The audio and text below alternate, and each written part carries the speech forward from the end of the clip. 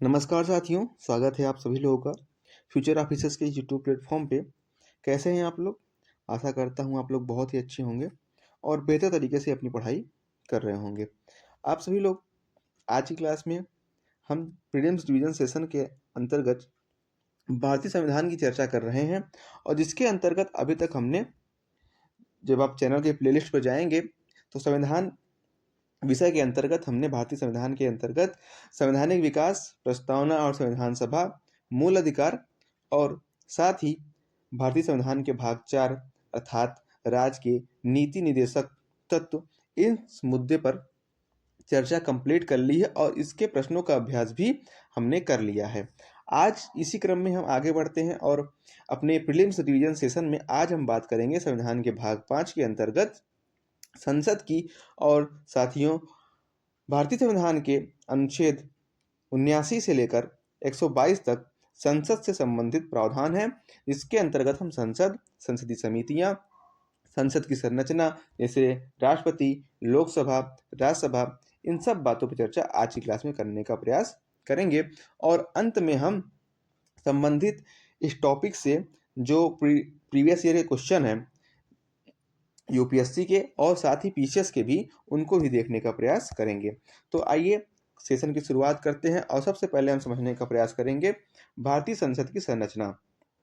साथियों, भारत में संसद वो सर्वोच्च संस्था है जहां पर विधायी कार्य होते हैं। और इस तरह से अगर हम संसद की बात करें तो संसद के 3 अंग हैं और इसके संबंध में प्रावधान आर्टिकल 79 में है, जिसमें यह प्रावधान किया गया है कि संघ के लिए एक संसद होगी जो राष्ट्रपति और 2 सदनों से मिलकर बनेगी। जब हम संसद का नाम लेते हैं तो हमारे जहन में केवल लोकसभा और राज्यसभा दिखाई पड़ता है, लेकिन आप यह ध्यान में रखेंगे कि संविधान में यह प्रावधान किया गया है कि राष्ट्रपति संसद का अभिन्न अंग है। इसलिए संसद की संरचना में 3 मुख्य प्रावधान, 3 मुख्य तत्व आप उसको देखेंगे कि राष्ट्रपति, लोकसभा और राज्यसभा, इन तीनों से मिलकर संसद का निर्माण होता है। आगे अगर हम देखें तो संसद के संबंध में जो मुख्य एलिमेंट, तो आइए देखते हैं संसद के संबंध में उस सभी महत्वपूर्ण प्रावधानों को जो हमें ध्यान में रखना और याद रखना बहुत ही इम्पोर्टेंट है। तो सबसे पहले एक एक करके हम देखेंगे कि संसद उच्चतम विधायी संस्था है जिसे विधि बनाने से लेकर संविधान में संशोधन का अधिकार है। अर्थात वर्तमान परिस्थितियों के अनुसार जो आवश्यक नियम कानून है उन्हें बनाने के लिए संसद उत्तरदायी है और साथ ही संविधान में जो प्रावधान है अगर उन्हें भी वर्तमान परिस्थितियों के अनुसार बदलना हुआ तो उसमें संशोधन का अधिकार भी संसद को है।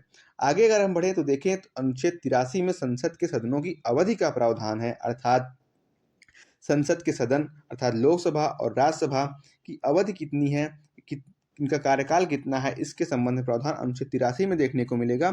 और इसमें लोकसभा के अंतर्गत यह प्रावधान है कि व्यवहारिक रूप से उसका कार्यकाल 5 वर्ष का है, लेकिन यह निश्चित नहीं है, उसके 1 साल के लिए बढ़ाया भी जा सकता है और उस 5 साल या फिर 5 वर्ष से पूर्व भी लोकसभा का विघटन किया जा सकता है। और वहीं राज्यसभा के संबंध में यह प्रावधान है अनुच्छेद 83 में कि वह एक अस्थायी सदन है, उसका विघटन नहीं होता है। आगे हम देखें तो महत्वपूर्ण जो बिंदु है, संसद के 2 सत्रों के बीच अधिकाधिक अंतराल 6 माह का हो सकता है। अर्थात जो संसद का अधिवेशन बुलाया जाता है, संसद की जो सत्र का आह्वान किया जाता है राष्ट्रपति के द्वारा, उन सत्रों के बीच अधिक से अधिक केवल 6 माह का अंतराल हो सकता है, बस उससे ज़्यादा नहीं। उसके बाद संसद का सत्र का आह्वान करना या फिर अधिवेशन को बुलाना आवश्यक होगा। अनुच्छेद 85 में संविधान के हम इस प्रावधान को देखते हैं। आगे हम बढ़ें तो फिर हमें देखते हैं इस महत्वपूर्ण बिंदु को कि यदि संसद सदस्य 60 दिन की अवधि तक, यहाँ अगर हम अधिवेशन की बात कर रहे थे, इसके पूर्व की जो संसद का सत्र है, उस जो संसद का अधिवेशन है, उसमें जो अंतराल है 6 माह से अधिक का नहीं हो सकता। तो यदि अगर संसद सदस्य की बात हो तो कि संसद सदस्य कितने दिन तक संसद के अधिवेशनों से अनुपस्थित रह सकता है, तो इसके संबंध में प्रावधान यह है कि संसद सदस्य 60 दिन की अवधि तक सदन की अनुज्ञा के बिना अधिवेशनों से अनुपस्थित है तो सदस्यता समाप्त हो जाएगी। अर्थात ये कि अगर कोई सांसद अपने संबंधित सदन की बिना आज्ञा के उसके अधिवेशनों से, सत्रों से लगातार 60 दिन अनुपस्थित है तो उसकी सदस्यता समाप्त हो जाएगी। उसके आगे हम बढ़े तो अनुच्छेद 105 में यह प्रावधान है कि संसद सदस्यों के विशेषाधिकारों के संबंध में, अर्थात संसद के सदस्य होने के नाते वो लोकसभा के सदस्य हों या राज्यसभा के सदस्य हों, तो संविधान के अनुच्छेद 105 में उनके संबंध में कुछ विशेष अधिकार, वीआईपी अधिकार उन्हें प्राप्त हैं।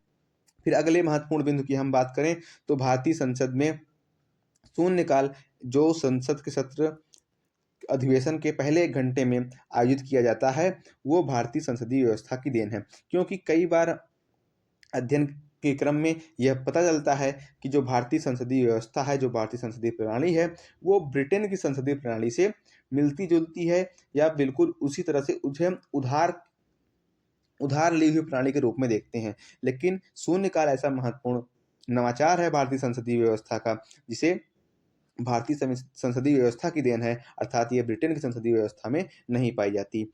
आगे बढ़े तो अनुच्छेद 108 के तहत संयुक्त अधिवेशन का आयोजन किया जाता है। जब लोकसभा और राज्यसभा के बीच किसी विधेयक को लेकर मतभेद हो जाए तो फिर संयुक्त अधिवेशन का आयोजन होता है, जो अनुच्छेद 108 के अंतर्गत होता है संविधान के। और इस संयुक्त अधिवेशन का जो अध्यक्षता होती है वो लोकसभा के अध्यक्ष अर्थात स्पीकर के द्वारा किया जाता है। और साथियों, इसे भी आप ध्यान में रखेंगे कि संयुक्त अधिवेशन के संबंध में संविधान संशोधन का कोई विधेयक है, संबंधित है, जो संविधान संशोधन करता है, तो उसके संबंध में संयुक्त अधिवेशन का आयोजन नहीं होता। ये संसद के विषय में महत्वपूर्ण बिंदु थे जिन्हें आपको ये ध्यान में रखना था, महत्वपूर्ण तत्व, महत्वपूर्ण प्रावधान संसद के संदर्भ में। आगे हम बढ़े तो संसद के संरचना की बात करें, संसद के जो अन्य तत्व हैं उनकी बात करें, इसमें राष्ट्रपति, लोकसभा और राज्यसभा शामिल है। तो साथियों, राष्ट्रपति के संबंध में संबंधित अनुच्छेद, उनके संबंधित महत्वपूर्ण प्रावधान, उनकी शक्तियां, आपातकाल में राष्ट्रपति की जो शक्तियां हैं, जो विशेषाधिकार है, उस सब के संबंध में क्लास आपके प्लेलिस्ट पर पहले से उपलब्ध है, तो आप वहां से इसको देख सकते हैं। क्लास की लिंक आपको कमेंट बॉक्स में दे दी जाएगी। तो अब हम बात करेंगे लोकसभा की, जो कि संसद का महत्वपूर्ण सदन है, जिसे संसद का निम्न सदन भी कहा जाता है। और जो आपके द्वारा चुने गए जनप्रतिनिधि हैं, वो लोकसभा में बैठकर आपके लिए विधायी कार्य करते हैं, विधियों का निर्माण करते हैं, कानूनों को पारित करते हैं। तो संविधान में अनुच्छेद 81 में लोकसभा के संबंध में प्रावधान किया गया है। और हम लोकसभा की बात करें तो इसके संबंध में सबसे महत्वपूर्ण तथ्य कि लोकसभा में राज्यवार सीटों का आवंटन 1971 की जनगणना पर आधारित है और राज्य का प्रादेशिक निर्वाचन क्षेत्र 2001 की जनगणना पर। अर्थात लोकसभा में जो राज्यवार प्रत्येक राज्य से कितनी सीटें लोकसभा के लिए निश्चित की गई हैं, उसका जो आवंटन है वो 1971 की जनगणना पर आधारित है। और राज्य में जो प्रादेशिक निर्वाचन क्षेत्रों का निर्धारण किया गया है वो 2001 की जनगणना पर आधारित है। और आगामी वर्षों में 2026 या 27 तक नई जनगणना के परिणाम आ जाएंगे, तो फिर इसमें संशोधन हो सकता है और नए आधार पर, नई जनगणना के आधार पर सीटों का आवंटन और राज्य के प्रादेशिक क्षेत्रों का निर्धारण किया जाएगा। अगली महत्वपूर्ण जो बिंदु है लोकसभा के संबंध में, तो लोकसभा की अधिकतम सदस्य संख्या 552 हो सकती है। और वर्तमान में कितनी है? तो साथियों, वर्तमान में लोकसभा की जो सदस्य संख्या है वो 543 है। लोकसभा सदस्यों का कार्यकाल कितना होता है? 5 वर्ष का होता है, अर्थात इसे लोकसभा का कार्यकाल कितना होता है? 5 वर्ष का होता है। और इसके पहले हमने आपसे चर्चा की, ये निश्चित नहीं है, क्योंकि सरकारें बहुमत पर निर्धारित होती हैं और जब सरकार का बहुमत सदन में नहीं होगा तो लोकसभा भी विघटित हो जाएगी। और संसद सदस्य की, लोकसभा का सदस्य बनने की जो आयु है वो न्यूनतम आयु है 25 वर्ष। इसे आप ध्यान में रखेंगे, ये लोकसभा के संदर्भ में। और साथ अगर हम महत्वपूर्ण तथ्यों की बात करें, इंपॉर्टेंट फैक्ट की बात करें, उसी पर हम चर्चा कर रहे हैं, बहुत विस्तृत चर्चा करने का प्रयास नहीं कर रहे हैं, सिर्फ इंपॉर्टेंट फैक्ट देखने की बात कर रहे हैं। तो अनुच्छेद 331 में यह प्रावधान किया गया था कि 2 आंग्ल भारतीय सदस्य जो, जैसे कि अगर हमने लोकसभा के प्रतिनिधित्व की बात कर रहे हैं, तो उन 52 सदस्यों में या 543 सदस्यों में 2 आंग्ल भारतीय सदस्य को निर्वाचित करने या मनोनीत करने की व्यवस्था थी। लेकिन वर्ष 2019 में 104 संवैधानिक संशोधन के द्वारा इसे आगे नहीं बढ़ाया गया। अर्थात जो व्यवस्था थी 2 आंग्ल भारतीय सदस्यों को मनोनयन की, उसे अब समाप्त कर दिया गया है 104वें संविधान संशोधन के द्वारा। इसे आप ध्यान में रखेंगे। तो जब हम आंग्ल भारतीय सदस्यों की बात कर रहे हैं, तो क्या महिलाओं को भी प्रतिनिधित्व प्राप्त है लोकसभा में? तो साथियों, अभी तक लोकसभा में महिलाओं के प्रतिनिधित्व की बात, उनके आरक्षण की बात नहीं की गई थी। अब सन 2023 में पहली बार, कई बार के प्रयासों के बाद ये विधेयक पारित हो चुका है, जिसका नाम है नारी शक्ति वंदन अधिनियम। इसे 106वां संविधान संशोधन अधिनियम के द्वारा पारित किया गया और महिलाओं के लिए 1/3 आरक्षण का प्रावधान किया गया। लोकसभा के संबंध में और महत्वपूर्ण प्रावधान क्या है साथियों? आपातकाल की उद्घोषणा होने पर या फिर जब आपातकाल प्रवर्तन होता है, तो उस दौरान लोकसभा की अवधि को एक बार 1 वर्ष तक बढ़ाया जा सकता है और आपात की स्थिति परिवर्तन में न रहने पर इसे 6 माह से अधिक नहीं बढ़ाया जा सकता। तो आपातकाल में लोकसभा की क्या स्थिति होगी, इस संदर्भ में भी आप लोकसभा को ध्यान में रखेंगे, उस पर पड़ने वाले प्रभाव को ध्यान में रखेंगे। तो ये लोकसभा सदस्य, लोकसभा के सदस्यों के विषय में, तथा लोकसभा के संदर्भ में जो महत्वपूर्ण बिंदु उनकी बात हो रही है। अब हम बात करें लोकसभा अध्यक्ष की। तो साथियों, लोकसभा अध्यक्ष के संबंध में प्रावधान संविधान के अनुच्छेद 93 में है। उनके पास विशेष शक्ति है कि वो ही यह प्रमाणित करेंगे कि कोई विधेयक धन विधेयक है। ये आप लोकसभा अध्यक्ष के विषय में ध्यान में रखेंगे। आम चुनाव के बाद नवनिर्वाचित लोकसभा सदस्यों को शपथ दिलवाने के लिए प्रोटेम स्पीकर की नियुक्ति की जाती है। तो स्पीकर, आम चुनाव के बाद सीधे स्पीकर का चुनाव नहीं होता है, बल्कि पहले प्रोटेम स्पीकर का चुनाव होता है और लोकसभा के जो नवनिर्वाचित सदस्य आते हैं उन्हें शपथ दिलवाया जाता है। उसके बाद फिर आम सहमति से लोकसभा अध्यक्ष का निर्वाचन होता है। अनुच्छेद 94 में यह प्रावधान है कि अध्यक्ष के पद से रिक्त होने या पदत्याग या पद से हटाए जाने के संबंध में जो प्रावधान है वो अनुच्छेद 94 में है। अनुच्छेद 93 में अध्यक्ष के पद का प्रावधान है, तो वहीं अनुच्छेद 94 में अध्यक्ष का जो पद रिक्त होने पर क्या व्यवस्था होगी, या फिर अध्यक्ष अपना परित्याग कर दें या उसे पद से हटाया जाए महाभियोग के द्वारा, तो उसके संबंध में क्या प्रावधान है, वो अनुच्छेद 94 में दिया गया है।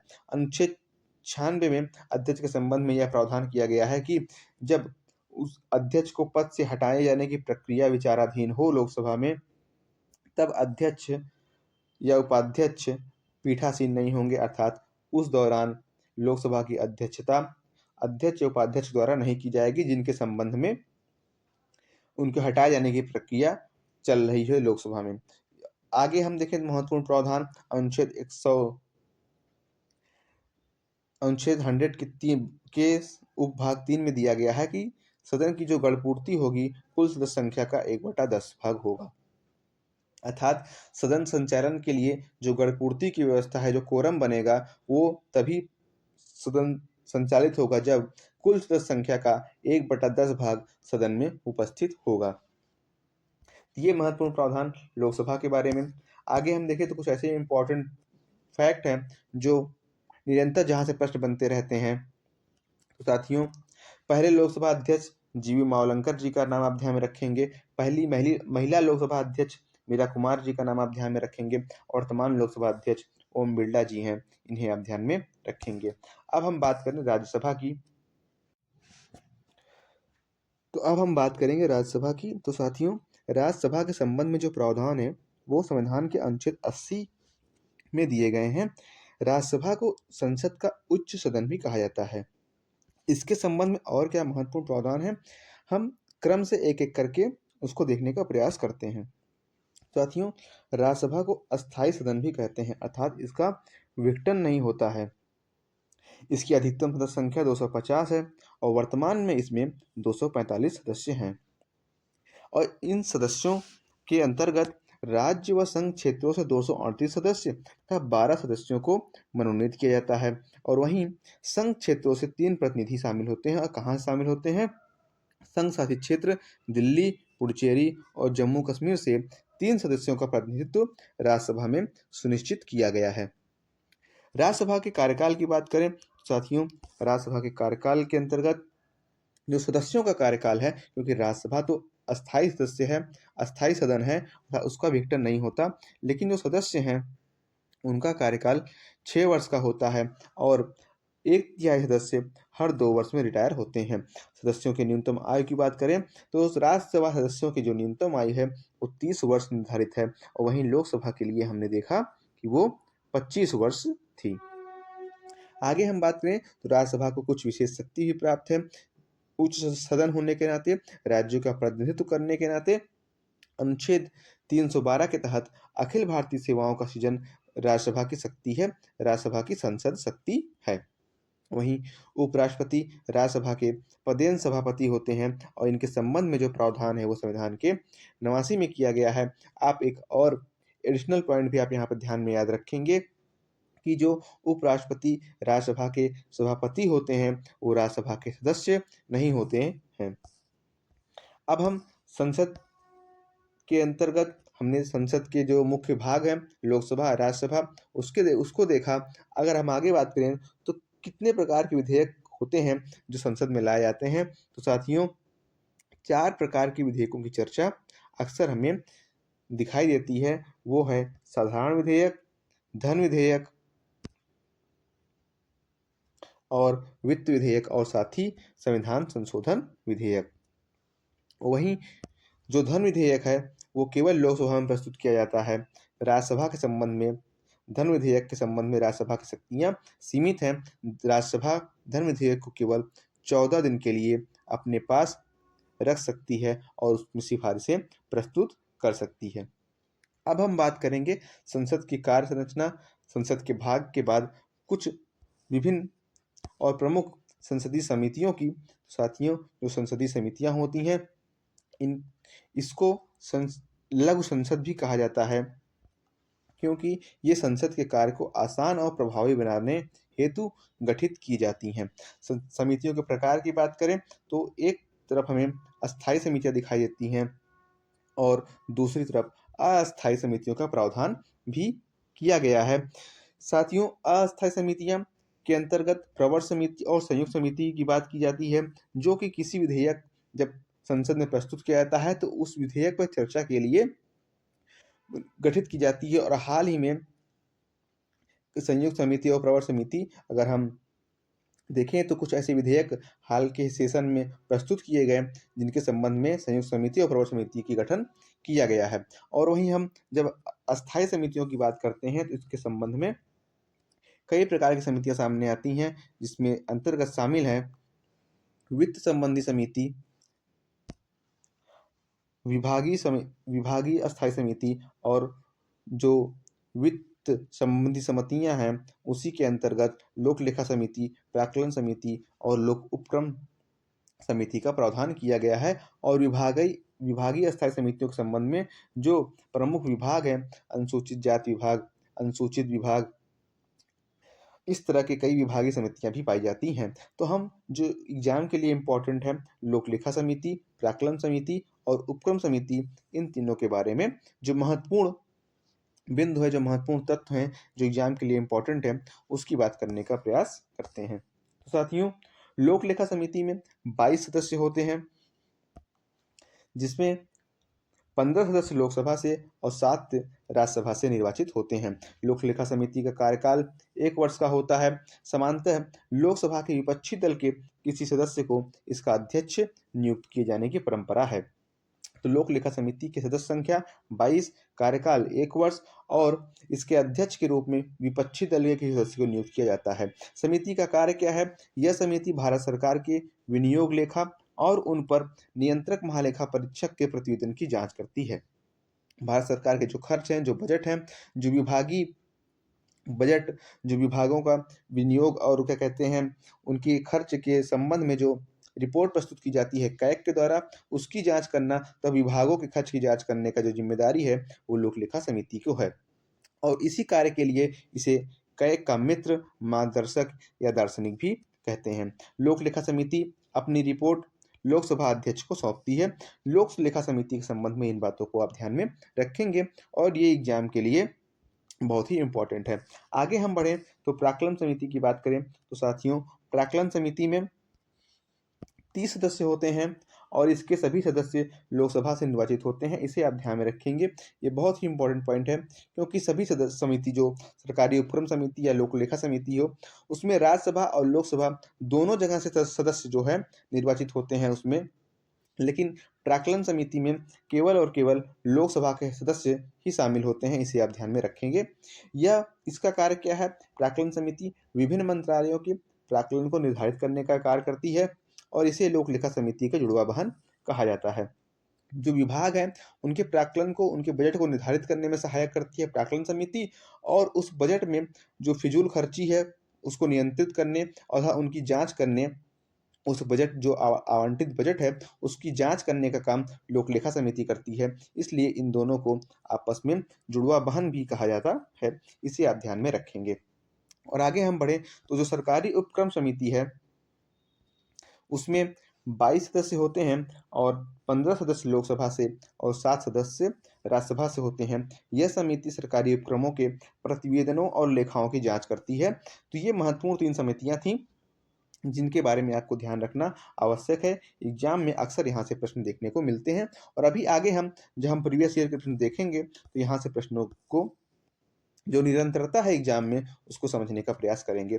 और भी कई समितियां पाई जाती हैं जो एग्जाम के लिए इम्पोर्टेंट है, उनको भी हम जो महत्वपूर्ण तथ्य हैं उनके बारे में उनको देखने का प्रयास करें। तो साथियों, याचिका समिति जो दोनों संसद में अलग अलग होती है, लोकसभा में 15 सदस्य और राज्यसभा में 10 सदस्य होते हैं। साथियों, जो याचिका समिति है ये लोकसभा और राज्यसभा में अलग अलग होती है और इसका कार्य क्या है कि आम जनता संसद में अपनी कोई बात रखनी हो तो वो याचिका के द्वारा वहां पे रख सकते हैं और उसकी उन याचिकाओं की जांच पड़ताल का काम करना तथा उसे संसद में प्रस्तुत करने का जो काम है वो याचिका समिति करती है। लोकसभा में इसमें 15 सदस्य पाए जाते हैं और राज्यसभा में इसमें 10 सदस्य पाए जाते हैं। आगे इसी प्रकार विशेषाधिकार समिति है, यह भी दोनों सदनों में अलग अलग होती है और लोकसभा में इसमें 15 सदस्य होते हैं, राज्यसभा में इसमें 10 सदस्य होते हैं। इसी प्रकार से नियम समिति है जो दोनों सदनों में पाई जाती है, लोकसभा में 15 सदस्य और जो कि स्पीकर की अध्यक्षता में और राज्यसभा में 16 सदस्यीय सभापति की अध्यक्षता में। और इसका महत्वपूर्ण कार्य है कि सदन से संबंधित प्रक्रिया कार्य संचालन के नियम को बनाना। ये नियम समिति का कार्य है कि जो सदन से संबंधित प्रक्रियाएं हैं, कार्य संचालन है, दिन भर की जो दिनचर्या है उसे निर्धारित करने का काम नियम समिति के द्वारा किया जाता है। और नियम समिति की अध्यक्षता लोकसभा में स्पीकर करते हैं और राज्यसभा में सभापति करते हैं। साथ ही आप सदस्य संख्या भी ध्यान में रखिएगा कि नियम समिति में लोकसभा में 15 सदस्य होते हैं और राज्यसभा में 16 सदस्य होते हैं। ये महत्वपूर्ण समितियां था, उनके बारे में जो महत्वपूर्ण प्रावधान थे उसको हमने देखा। साथियों, आज की क्लास में हमने संसद, लोकसभा, राज्यसभा और जो संसदीय समितियां हैं उनके संबंधित प्रावधानों को देखा। आप क्लास को लाइक कर दीजिएगा और चैनल को सब्सक्राइब कर लीजिएगा। आगे हम अब देखेंगे जो प्रीवियस ईयर के प्रश्न संबंधित विषय से आए हुए हैं उनको हम करने का प्रयास करेंगे। तो सबसे पहला प्रश्न यूपीएससी प्रीलिम्स 2023 में आया हुआ है। प्रश्न है कि कौन सा एक कथन इसमें से सही है? राज्यसभा एक अस्थायी सदन है, राज्यसभा को भंग किया जा सकता है, राज्यसभा का कार्यकाल 5 वर्ष का होता है, राज्यसभा के सभी सदस्य मनोनीत होते हैं। साथ में इसमें कौन सा कथन सही है ये पूछा है, तो सिर्फ ए कथन इसमें सही है कि राज्यसभा एक अस्थायी सदन है अर्थात इसका विघटन नहीं किया जा सकता। बाकी तीनों कथन राज्यसभा के संबंध में गलत हैं, इसे आप ध्यान में रखेंगे। आगे अगर हम देखें तो यूपीएससी प्रीलिम्स 2022 में भी यहाँ से एक प्रश्न आया हुआ है कि भारत में धन विधेयक के संबंध में निम्न में से कौन सा कथन सही है? तो ए कह रहा है इसे राज्यसभा में प्रस्तुत किया जा सकता है, इसे राष्ट्रपति की सिफारिश की आवश्यकता नहीं होती, राज्यसभा में इसे अस्वीकार कर सकती है, यह केवल लोकसभा में प्रस्तुत किया जाता है। तो साथियों, धन विधेयक की चर्चा के दौरान हमने देखा कि धन विधेयक केवल लोकसभा में प्रस्तुत किया जा सकता है, राज्यसभा सिर्फ इसमें 14 दिन के लिए अपने पास रख सकती है और सिफारिशें दे सकती है, और सिफारिशें वो भी लोकसभा के लिए बाध्यकारी नहीं होती हैं। बाकी सभी कथन धन विधेयक के संदर्भ में गलत हैं। राष्ट्रपति की सिफारिश की आवश्यकता इसमें नहीं होती, बल्कि लोकसभा के जो अध्यक्ष होते हैं वो प्रमाणित करते हैं कौन सा विधेयक धन विधेयक है। तो जो सही उत्तर होगा वो ऑप्शन डी होगा कि केवल लोकसभा में ही इसे प्रस्तुत किया जा सकता है। आगे बढ़ें तो हम देखते हैं कि यूपीएससी प्रीलिम 2021 में भी लगातार यहाँ से प्रश्न बने हैं इन संबंधित टॉपिक से। तो 2021 में जो प्रश्न आया था, संसदीय समितियों के संबंध में निम्नलिखित में कौन सा कथन सही है। एक एक कथन को आप ध्यान से देखें और बताएं कौन सा कथन इसमें सही है। पहला है, सभी संसदीय समितियां अस्थायी होती हैं। संसदीय समितियां कार्यपालिका का हिस्सा हैं। संसदीय समितियां संसद के कार्यभार को कम करती हैं। संसदीय समितियां में केवल लोकसभा के सदस्य होते हैं। तो साथियों, संसदीय समितियों के संबंध में सिर्फ और सिर्फ जो ऑप्शन सी है वो सही है कि संसदीय समितियां संसद के कार्यभार को कम करती हैं। बाकी सभी कथन संसदीय समितियों के संबंध में गलत हैं। तो ऑप्शन सी आपका सही जवाब होगा। आगे हम बढ़ें तो यूपीएससी प्रीलिम 2020 में भी यहाँ से प्रश्न देखने को मिला है कि लोक लेखा समिति के संबंध में निम्नलिखित में कौन सा कथन सही है। तो बताइए आप लोग कौन सा कथन सही होगा। साथियों, कथन ये कह रहा है कि इसके अध्यक्ष सत्तारूढ़ दल से होता है। यह कैग की रिपोर्ट की जांच करती है। इसके सभी सदस्य राज्यसभा से होते हैं। यह अस्थायी समिति है। तो साथियों, केवल और केवल ऑप्शन बी आपका सही है। यह कैग की रिपोर्ट की जांच करती है, इसलिए इसे कैग का मार्गदर्शक, कैग का दार्शनिक कहा जाता है। तो ऑप्शन बी आपका सही जवाब होगा इस क्वेश्चन के संबंध में। आगे बढ़ें तो साथियों, यूपीएससी ही नहीं बल्कि पीसीएस के लिए भी यह टॉपिक बहुत ही इंपॉर्टेंट है। यहाँ भी प्रीवियस ईयर में की जो प्रश्न है वो देखने को मिलते हैं। पहला प्रश्न है आपका कि धन विधेयक के संबंध में कौन सा कथन सही है। कथन ये कह रहा है कि यह राज्यसभा में प्रस्तुत होता है। यह दोनों सदनों में समान शक्तियों के साथ पारित होता है। यह केवल लोकसभा में प्रस्तुत होता है। इसे राष्ट्रपति की सिफारिश की आवश्यकता नहीं होती। साथियों, धन विधेयक बहुत ही इंपॉर्टेंट समय है, बहुत ही इंपॉर्टेंट टॉपिक है, और यहाँ से अक्सर आप देख रहे हैं प्रश्न यूपीएससी में और पीसीएस में भी पूछा गया है। साथियों, इस प्रश्न का जो सही जवाब होगा कि धन विधेयक के संबंध में केवल ऑप्शन सी सही है कि यह केवल लोकसभा में प्रस्तुत किया जाता है। आगे हम देखें तो 2019 में भी यहाँ से प्रश्न देखने को मिला था संसद से कि राज्यसभा के सभापति कौन होते हैं। तो पीसीएस का प्रश्न है, राज्यसभा के सभापति कौन होते हैं आप। तो साथियों, ऑप्शन सी सही जवाब होगा, उपराष्ट्रपति राज्यसभा के सभापति होते हैं। आगे हम देखें तो यूपी पीसीएस 2017 में भी यहाँ से प्रश्न देखने को मिला था कि प्रश्नकाल के संबंध में सही कथन है, इसका वर्णन संविधान में किया गया है। यह केवल राज्यसभा में होता है। यह प्रश्नकाल के बाद होता है। शून्यकाल के संबंध में कौन सा कथन सही है। यह केवल धन विधेयक से संबंधित है। साथियों, इसके संबंध में जो सही ऑप्शन होगा वो है आपका, ये अधिवेशन के प्रारंभ में प्रश्नकाल के बाद का जो 1 घंटा होता है वो शून्यकाल के लिए होता है। तो ऑप्शन सी आपका सही जवाब होगा इस प्रश्न के संबंध में। इसे आप ध्यान में रखेंगे कि शून्यकाल प्रश्नकाल के बाद होता है, अधिवेशन का 1 घंटा। इसमें जो महत्वपूर्ण लोकहित के प्रश्न हो वो पूछे जाते हैं संबंधित सांसदों द्वारा, विभाग के द्वारा। और हाल ही में 2023 में भी यहाँ से प्रश्न देखने को मिला है पीसीएस एग्जाम में कि भारतीय संसद का अभिन्न अंग कौन सा है। तो साथियों, संविधान में यह प्रावधान किया गया है कि जो भारतीय संसद के अभिन्न अंग हैं वो राष्ट्रपति हैं। तो ऑप्शन सी का इसका सही जवाब होगा। आगे हम देखें तो बिहार में भी यहाँ से प्रश्न देखने को मिला है 2022 में कि राज्यसभा के संबंध में निम्न में से कौन सा कथन सही है। यह अस्थायी सदन है। इसका कार्यकाल 5 वर्ष होता है। इसके सभी सदस्य मनोनीत होते हैं। यह अस्थायी सदन है। तो साथियों, राज्यसभा के संबंध में जो प्रश्न है इसका जो सही जवाब होगा वह यह एक अस्थायी सदन है, इसका विघटन नहीं होता है। तो इस तरह से हमने आज के सेशन में संसद, लोकसभा, राज्यसभा, संसदीय समितियां, उनके संबंध में जो महत्वपूर्ण प्रावधान थे, जो महत्वपूर्ण तथ्य थे एग्जाम के लिए इंपॉर्टेंट है, उसको देखते हुए जो प्रीवियस ईयर के जो क्वेश्चन हैं उनको भी कर लिया है। इस तरह से टॉपिक को पढ़ने के क्रम में उसके प्रश्नों का अभ्यास के द्वारा तैयार किया गया। साथियों, सेशन इंपॉर्टेंट है आपके लिए, तो जरूर से सेशन को लाइक कीजिएगा और चैनल को सब्सक्राइब कीजिएगा। बहुत बहुत धन्यवाद साथियों। जय हिंद।